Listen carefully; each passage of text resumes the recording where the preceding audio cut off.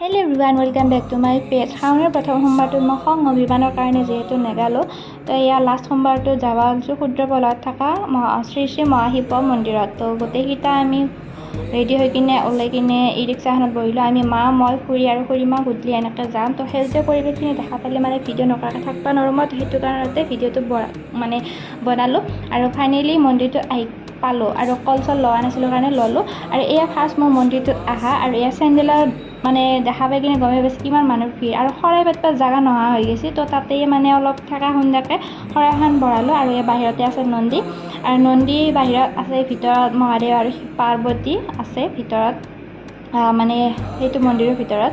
আৰু চাৰিআলি বা ক'ৰবাত গ'লে মানে এইটো মন্দিৰত মই প্ৰায়ে আহিলে গ'লে সেৱাটো কৰোঁৱে। তো আজি যাই কিনে বহুত বেছি ভাল লাগিল। আৰু বাহিৰত আমি থিয় হৈ থাকিলোঁ, ভিতৰত যিহেতু জেগা নাছিলে। তাৰে পিছত 3টা গৰু মানে কাষতে আছে আৰু সেই 3টা মানে নন্দীয়ে বুলি ভাবি কিনে মই লাৰিলোঁ। যিহেতু হিংকাও চিংকাও নাছিল, বহুতে ভয় কৰি আছিল, তথাপিও মই ভয়কৈ লাৰিলোঁ। আৰু এয়া প্ৰসাদখিনি আমি মানে ভাঙি চাঙি কিনে এয়া নন্দী যিহেতু বাহিৰত বহিয়ে আছিলে, গৰুকেইটা 3টা আছিলে, তো গৰুকেইটাৰ কাৰণে মই অলপমান এয়া বুট আৰু যি বস্তু নিছিলোঁ সেইখিনি হাত দিলোঁ বাৰু। আৰু এয়া খাব ধৰিলে মানে এটায়ে, তাৰপিছতে সি খাই থাকিলে নহ'ব, 3টা আছে যিহেতু, তো এইটোকো দিলোঁ। তাৰপিছতে ডাঙৰ মানে সৰুটো খাব নাপালে আৰু একেলগে খাব দিলোঁ, কিন্তু এয়া নন্দী আছিল চাগে এইটো, সেইকাৰণে বাকীকেইটা খাব নিদিলে, মানে নিজৰ ইচ্ছামতে খালে আৰু।